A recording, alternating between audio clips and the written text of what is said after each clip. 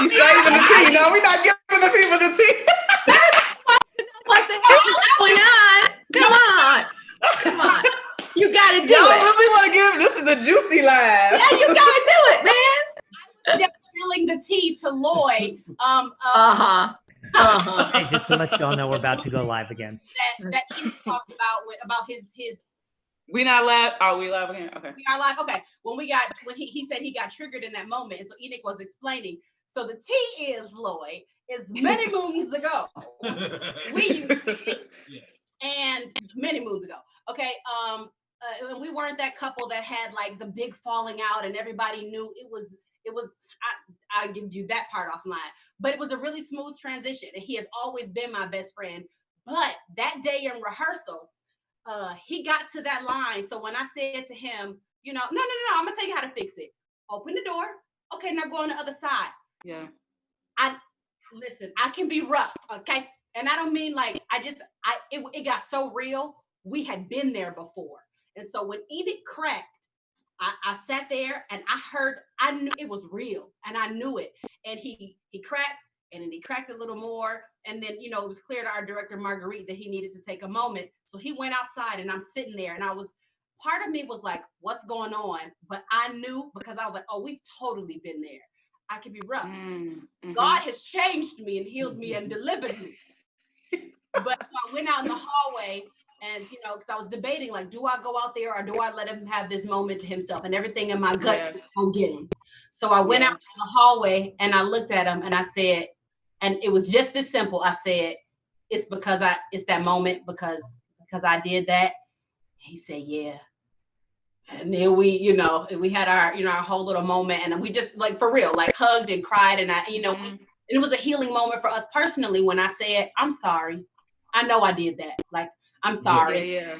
And our director let us, like, but see, that's what's so tough about this process, is that it is so real and so personal. We legitimately, a part of our process is healing personally for us.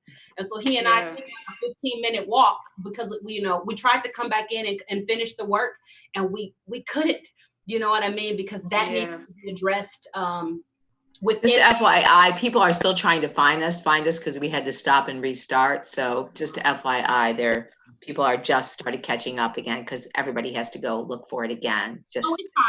I get back on. And real quick, Paris, Lloyd Paris said, "Hey, cousin." Oh, hey. Yeah, Paris. That's what. Yes, my like, cousin.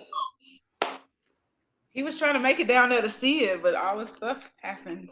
No. Yeah, I think what we were saying, hey, Paris, love you, boo. What like, who did you write this for? Like, who did we get the answer? Yes. We didn't get there. That's a question that's what I want to, like, address. So that could be the next thing once we back. Once everybody gets back on, And I wanted to ask y'all about, like, because what I'm noticing is, like, with each production, different people, I guess, depending on, like, their personal experience, different moments are harder for them. And I just find that very, like, interesting. And so, but I wanted to ask, like, a lot of people say, like, this is an emotionally draining show.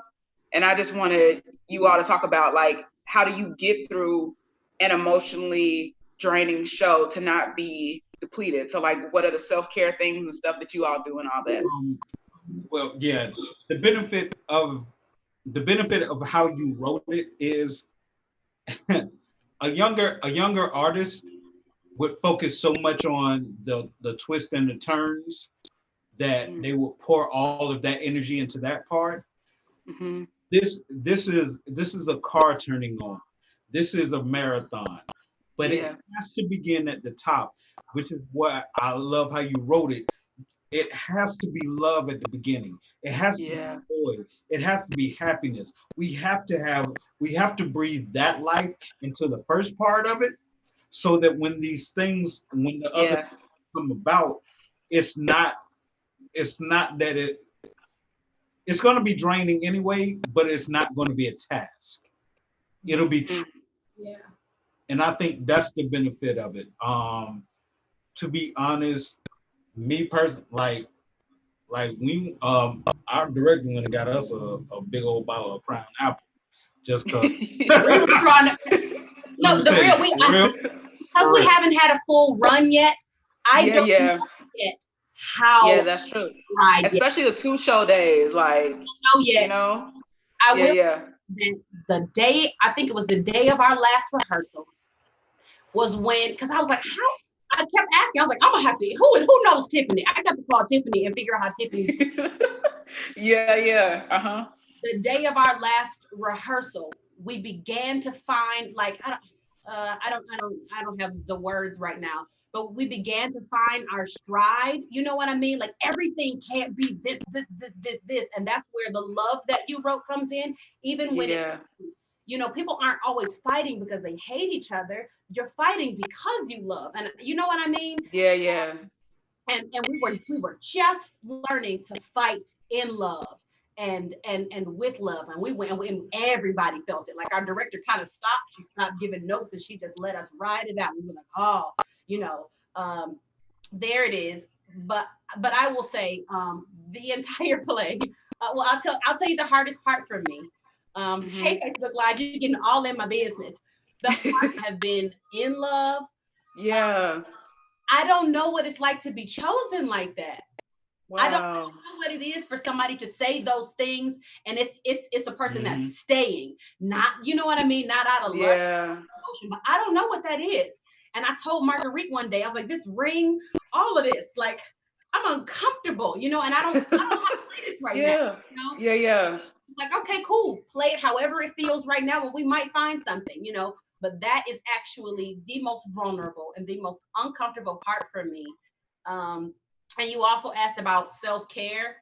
I contacted my therapist March 4th. I got the email. I said, oh, hello, LaTanya. I'm doing this here play.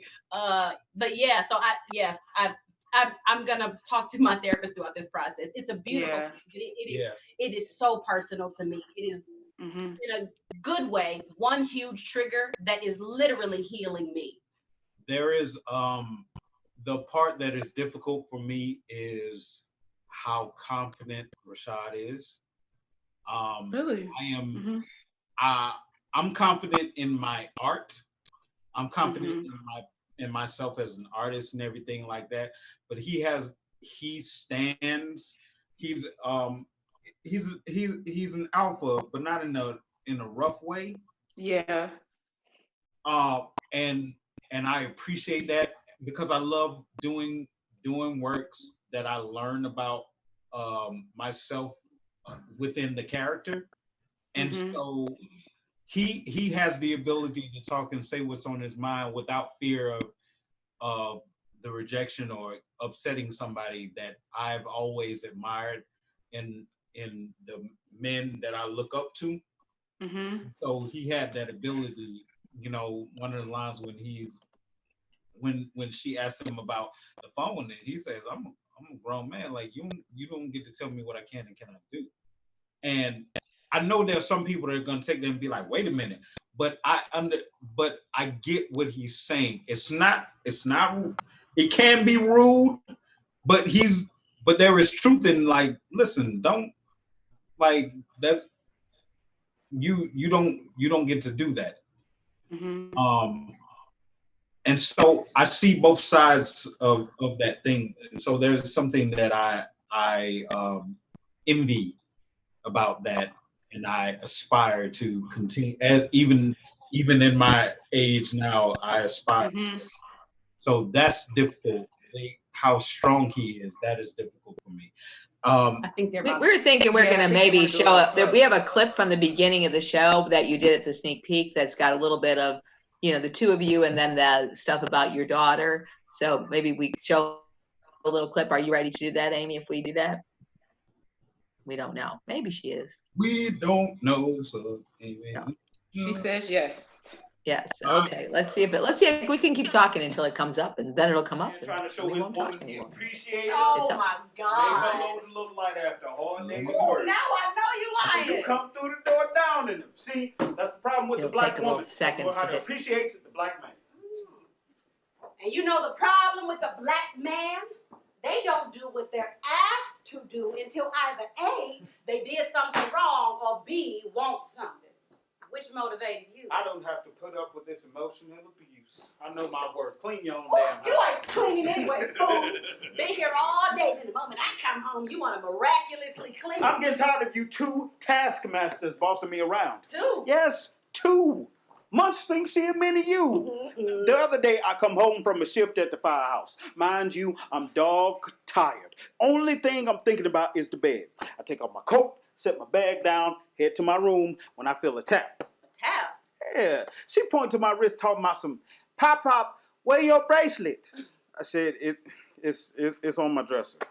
She said, I made it to protect you from the fire, not be on your dresser. Go get it. I said, excuse you? She put her hands on her hips, rolled her neck. You heard me. I bent down to where we were eye to eye, put my deep daddy authoritative voice on. Authoritative voice, huh? You know the one that's equivalent to that, boy, if you don't sit your ass down look. You are so silly. Yeah, so I give her that look, but with my James Earl Jones voice. I said, do you pay bills in this sucker? She pointed a little lip out, looking at me with them sad puppy dog eyes. No. Then you don't get to tell me what to do. I'm your daddy. You not mine. Now watch who you talking to. She run off to my mama crying. Of course, mama baby in her. Them tears may phase mama, but not me. She better leave that smart mouth and neck rolling where she found it. Then what you do? It's my house. A house I bought and paid for. What you think I did? Put it on. You see, it ain't left my wrist. I taught my ladybug well. She is 5 going on 55, Jen.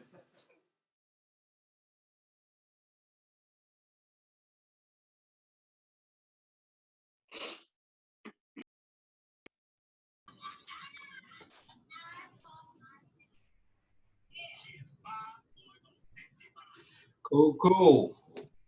That was a clip from my sneak peek. Can anybody see me? Am I on? Can you hear me? Nah, take a shot if you can hear me. I'm fine. I love that part. Like, can I tell All you right, that? we're on. Are we on? I don't. Whatever. I'm talking to I'm Lloyd. yeah. They're great. If they're not, fine. But when I tell you, like, I don't have to act. I hate acting when I don't have to act. Between your words and then this fool doing his James Earl Jones, like, I'm not. Wait, can I just say, when I saw the sneak peek and I heard him do the voice, I said, he really can do the voice. Okay. I was just like, oh God, he really can do the voice. He's the kind of actor that sneak up on you too, because he was doing it one way, then the next day he came in with it different. And I was just like, I'm dead. I don't know. I'm not gonna be professional in I this got show. the James Earl Jones from Coming to America in my head. That is Mufasa. Oh my God. Like, I can't with him. So we know you've written The Light. What other shows have you written? So I have a play that was done in Chicago called His Shadow, which was about the NFL kneeling situation. So that was inspired because it started off as just I'm a big football fan, and with all of the protests going on, I was like, okay, I'm trying to stand with Kaepernick, so I'm not gonna watch football, but I need to get out what is going on, what this football stuff in my mind. So one of my favorite football players is Cam Newton, and what I loved about Cam has his younger brother, Kalen, who was the quarterback at Howard. And he would always talk about how he lived in his brother's shadow, because Cam Newton was like, he played for the Carolina Panthers. He went to the Super Bowl. He won MVP and all that. And he's this big guy. And Kalen is like this little guy, even though he's a quarterback. And I remember his first college game he did. It was his first college game that he had broken a record for the most points in a comeback ever for like a college game. And he was on TV and he was saying that, now people will not only know me by my last name, which is Newton, but they'll know me by my first name now. And I finally got out of my brother's shadow. And I thought that was a beautiful story about like a young brother. What does it look like for a young brother trying to get out of his older brother's shadow? So that story is about that. But then what ends up happening is something happens with his brother, and he has to make the choice between selfish ambition or basically leading a political charge. So that's that particular play. And I'm working on a play right now about men's experience in the 1930s in terms of recovering from chain gangs. Boy, stop playing. Boy, yeah. Stop playing. I mean, that's very early stages, honey. But yeah, that's the next thing that we're working on in the Tank in regards to plays. And I made my debut in terms of writing for television. I wrote on season 2 of the show called Nosferatu, which is it's on AMC, and it's a horror show based upon a book by Joe Hill, who is Stephen King's son. So that was my first television experience, and that was wonderful. But yeah, I had heard on the last stream about on the sneak peek about like you all's journey into acting and stuff like that. Yes. Hey, before you get into that, Loy, I'm going to interrupt you. I'm going to interrupt you before you get into that. I want to see if you can tell us a little bit about your journey to television. Like, how did that go? How did you get on the television show? Yeah, I'll tell you. Yeah, I mean, that was a very interesting experience. So I remember before my show went to New York, my managers had told me about a show that I really wanted to write on. Like, it was like a dream show that I was like, oh, God loves me because this to present me with this opportunity would be like amazing right now. The problem was I would have to be in LA at the same time that my play was up and running in New York. And I remember I was having a dilemma because I'm like, oh, I've always wanted to write TV. This is a dream show. And then like, but also like my play this is my off-Broadway debut. Like, how do you like both of those are very unique things. And I want to be present for both of the experiences. So I remember I was talking to a friend and I was telling her about my dilemma.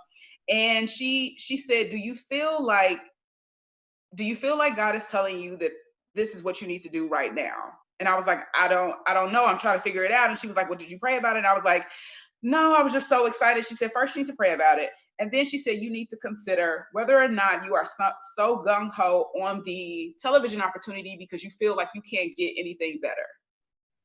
And that question really like sat with me, right? And I prayed about it and I started crying because I felt God saying, finish what is on your plate first, which is my play, right? So I let that opportunity go because I would be a mad woman trying to go be in New York and LA at the same time, trying to do both of these new things. And I remember being so sad about that. I was like, I don't know if I'll ever get an opportunity again. But after I told my managers, I said, like, after my play is done in New York, then we'll entertain like TV offers and things like that. So I remember they presented me with this opportunity to write on this horror show. And I was like, I don't even write horror. Like, I'm a drama writer, you know what I mean? But they said, just read the book. And if you connect with the book, then we'll submit you. And I read the book and I connected with the book, not just because it was a horror story, but it was about a young girl trying to figure out life. And that was the part that I really connected with. And on top of that, the showrunner read my play, The Light, and she reached out to me on Twitter. She was like, I don't think this is appropriate, but I just have to tell you, I read this play and it was amazing. I had to tell you that. And we ended up having a meeting via Skype because I was back in Chicago at the time. And she told me she wanted me to be a part of the show. And so I left my job in May to come out there and write for television, come out to LA and write for television. And I've been out here ever since. And the beauty of that experience, and I'll tell this to any artist who feels like in this moment that you have lost an opportunity that was great, is that what the opportunity is not the goal, your talent is, right? And if your talent gets you whatever experience you have lost in this moment with this corona going on, that talent can get you something bigger and better, right? And so at a moment before when I thought I was giving away a big opportunity to write on a show I really loved, I thought I had lost everything and that I would never get the opportunity again. But it ended up like 13 days after the closing of my play in New York, I ended up getting the offer to write for this show, that I actually wrote on. So I just wanted to give that hope to anybody out there who feels like, I don't know what I'm going to do. This was the biggest opportunity that I had. And with the corona, everything is shut down. I don't know what I'm going to get. Trust me, whatever you've lost, greater is up ahead of that. So I just wanted to give anybody that hope. You need to get out there. I'm going to pass the offering plate now. No, really, thank you for that. Do you, you say you had a question for us in terms of how we started in this thing? Yeah, like I saw the stream about like you all being in this so long, and one of the things I'm interested in most is like the resilience of people who are in this business, specifically those who are like actors and like writers and things like that, is because like I think a lot of times like when things like this happen, we forget our resilience. We forget like that this was a journey. Like y'all been in this how many years? Enid, you said like about 20 years almost. Yeah. And Cynthia, how many years for you? 11 professionally. Yes, like you all have been in this so long, and it's like, and you've lasted, right? And I think sometimes people forget, like, even with a time like this, you stick for the years for you to get how far back you came to now, you've lasted. So I just wanted to know, sometimes we need to be reminded of like, what made you last so long, even with the heartbreak of the business? For any artist that might be thinking about that right now. Because I know this business can be heartbreaking on all sides, you know what I mean? Yeah. And I just want to hear from you guys about that. The work, I spent a lot of time, like I didn't go to college. A lot of my friends, a lot of people I know went to college to learn about acting and everything like that. I didn't have the benefit. I got my GED, and I just kept reading plays. I worked under a youth company, the Freddie Hendrix Youth Ensemble of Atlanta, and I just kept pushing beyond that. Mm-hmm. So for me, for a long time, the drive was there was nothing else I knew to do. There was nothing else I knew I could do. It was also there was nothing else I knew I wanted to do. Like when it came to being an artist, like I was like, that's it. Because it hit me like that. And I was like, so in order for me to, there are times when it was like, when you first get started, you'd be like, I want to be A-list. I want to be superstar celebrity. And now I'm like, I want stability in what I do. And I want to hone my craft. I want to be one of the best. You are, buddy. And I appreciate that. How about that? and what that takes work. That takes a bit of sacrifice. Absolutely. It takes a pushing down of those thoughts that come in because it is scary. It gets scary at a lot of times. It wants to come in and watch you over and everything like that. So those are the things that kind of motivate me and continue to motivate me. Yeah, I'm gonna be honest, and forget it. I'm gonna just be real. I don't know for real what makes me, last so long. I wish that I could tell you that it was because I was this like strategist, right? And I want to go here, and in 5 years, and in 2 years, I want to do this. The real talk, Lloyd, there is a grace on my life. There have been so many times where I have legit, we talked before, when it went off, where I have wanted to quit. I don't want to do this no more.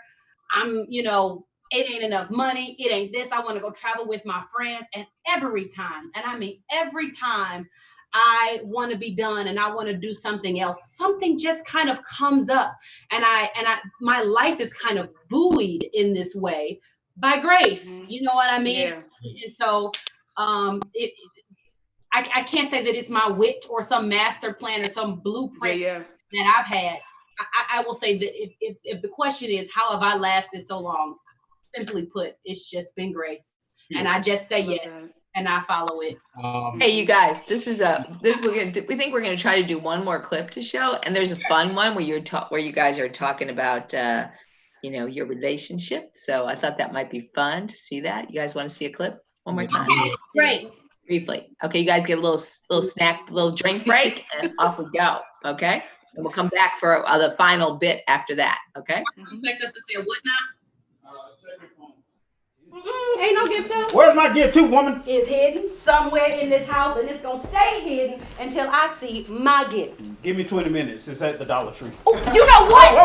Hey, calm down, baby. Damn.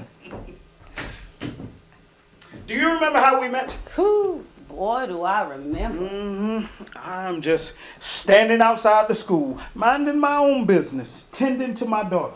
I look over, just a quick glance over, and I see this chick foaming at the mouth over my ripped and tight body. I'm sorry, you're ripped and tight. What? Hey, don't play me, Genesis. Now, I may not look like it now because you cook all this good food as a ploy to ruin my body so I won't be attractive to other women. But make no mistake, when you met me, I was ripped and tight. The only thing ripped and tight on you was them distressed skinny jeans you had on. First of all, let's make something clear. I don't wear skinny jeans, nor have I bought or ever owned a pair of skinny jeans. Oh, that's not what your legs were saying, boo-boo, when they was trying to escape from them tight-ass jeans you had. Okay, if you care to know the truth, you would know that my mama washed their clothes that morning. They shrunk, and then I'm gonna remember this line. Don't tell me nothing. Then I grabbed the first thing I saw rushing out the house. If you say so. Don't turn this on me. We're talking about you and your morally corrupt ways. Morally corrupt? Call yourself somebody principal and you just bending all down seductively in front of me. Acting like you trying to talk a bunch. Looking back to see if I see the view like Loretta Devine and waiting to exhale. Oh, is he? Oh, yeah, I beat you, girl. I beat you. You just told on yourself. I'm sitting up here on the first day of school greeting students as a principal should. I see a little girl hysterically crying. You had my baby's hair sticking straight up like alfalfa from the Little Rascals. Had her in mixed match socks. I go over to calm her. Or what? Was that your excuse? Excuse for what? Holla at a fine ass daddy. If you don't get your behind on. I'm trying to calm her because she thinks starting school for the first time is terrifying. Meanwhile, you being a perv, staying at my ass. Perv? Well, nobody being no perv. I was obeying the law. The what, fool? The law. Now, when you can put an ass that big in front of me, it's illegal not to look. And you know what happens to brothers who look like me when we don't obey the law. I'm just trying to stay alive. Rashad, goodbye. Go get my gift. Quit being a gold digger. Please. The only gold I want from you is the one that goes right here. Oh, you talking about the thumb? You see what finger I'm pointing to, fool. Oh, the index. I know this time next year, this finger better see some gold or you're getting the boot. All we've been through, huh? Shad, stop playing. We discussed this. Next year, ring this finger. We'll see.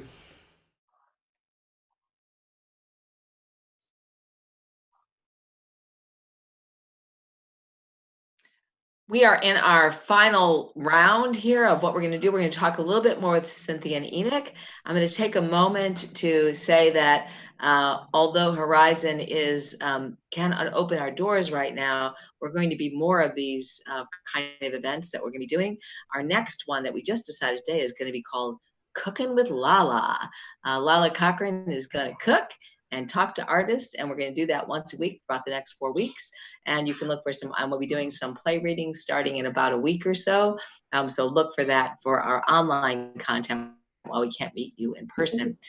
We are also so grateful today to announce that our board has launched a matching gift campaign. The board has come up with $25,000.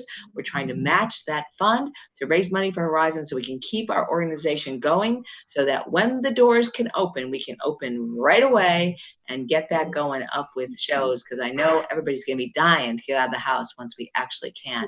So I think Jane is going to post something about how to donate to Horizon. So look for that if you want to. I want to do a shout out to people already did. We have Alan Schreihofer and Paul Pendergast and Margaret Baldwin, who made a beautiful, wonderful gift today that helped us a long way on our way to our matching gift. So thank you, Paul, Margaret, and Alan, for your support. Hope everyone can, any amount of money is good. We appreciate it. Help us keep the organization going so we can get back up and running. We are going to talk a little bit more, and then we're going to have a Zoom party afterwards. So we're going to end this. If you want to, we're going to post in our Facebook Live stream. I think that's how it's happening. The link to go to our Zoom party, so you can come in live and talk to them, ask whatever questions you want live in the party. Our Zoom account allows 100 people. I don't think we got that many people watching, so come on in and enjoy talking to us. You'll be, I think, in a waiting room, and then Amy will let you come in, and we'll be there for a little while to finish our after party. So I'm going to turn it back over to Cynthia, Enoch, and Lloyd. All right. Awesome. Thank you guys so much once again for tuning in with us, Lloyd. We so appreciate you. We love hearing your voice. We love just you being here. This being our first time to be able to talk with you. Me and Cynthia, we could talk to you all doggone day. We will. I appreciate it. And like I told you, I'm always here. Cynthia already sent me questions, girl. She already sent me questions. I was like, whatever you got, let me no, but yeah, I just love all of you all's spirit. I wish Marguerite, I hope she gets better. Because I loved hearing her talk about the play, like as a director, hearing her talk about the play on the sneak peek that you all had, that was like comforting to me. I was like, and even the fact that she took under consideration the fact that like I was a lawyer and how I crafted the arguments, and she saw that in that, I was like, wow, you know what I mean? I thought that was beautiful, and I just can't wait to whenever we do it, if it's this year or next year, whenever it's done. I just can't wait till this is up on its feet and you all get to shine in these roles, and I get to come down there to ATL, see y'all, hug y'all, and we just have a good time. Margaret sent us a text message and she said she's watching. Oh, great! Hey, enjoying watching us. And I'm going to just go ahead and read some. I know you can see it in the comments on Zoom, but I'm just going to read it for everybody to hear. This is a comment. Please forgive me if I say your name wrong, but it's Margie Osheroff. It says, Osheroff, Lloyd, I thank you for writing a script that brings to the public ideas about how toxic secrets are to a relationship. Writing in the voice of African-American men and women and why they keep secrets relating to violence to themselves and feel that it is not safe to bring them to light. I hope your play brings a lot of dialogue about this so both men and women feel safer to talk about these issues. And that's Margie Osheroff, who is our board chair. So we are really, really grateful to have board members that are that supportive of all the work that we do. And she's also the impetus behind a lot of this matching grant that's gone out. So we thank Margie for her leadership. Thank you so much for those beautiful words, Margie. I really appreciate that. Thank you, Lloyd. Like, I can't wait. Thank y'all. To speak, and hopefully, you know, room in your schedule to come see the show and hang out. Of course. I am honored and humbled to say your words. Thank you. I appreciate y'all. And like I said, I can't wait. Yeah. So I'm going to kind of close this out. So you guys got a toast? You want a toast? Yeah. Okay. So I drank my whole I'm out, but I will toast you all to an amazing show, a beautiful cast. We are so honored to have all of you as part of the Horizon family. Enoch, I know people have asked what you guys did, but they can go on our website and see you are part of our family, and we thank you for being part of us. So cheers. Here's to when we can all be back together in person. Hopefully you'll donate to Horizon. Hopefully you will come join our party afterwards. I also want to give a shout out to, there's something called the Georgia Theater Guide. And these lovely girls in the Georgia Theater Guide are having on their website, just go to Georgia Theater Guide, are doing listings of these kind of virtual events. So if you're interested in Atlanta Theater, what's going on, they're going to list everything that's going on in Atlanta Theater. So there are some shows that you can see there. And then there are events like this that you can see with artists around town. So check out Georgia Theater Guide because they've got some good stuff there. Absolutely. I think that's all. I want to thank everybody for being with us. And is there anything special? Did you post the link, Jane, so that people can get to where? I'm already with us, y'all. What? We've been spending a lot of time together. I want to see somebody else. Tired of All right, Amy, take us out when it's time, okay? Everyone go back to the other two. Cheers. Bye bye, y'all. Thank y'all for coming.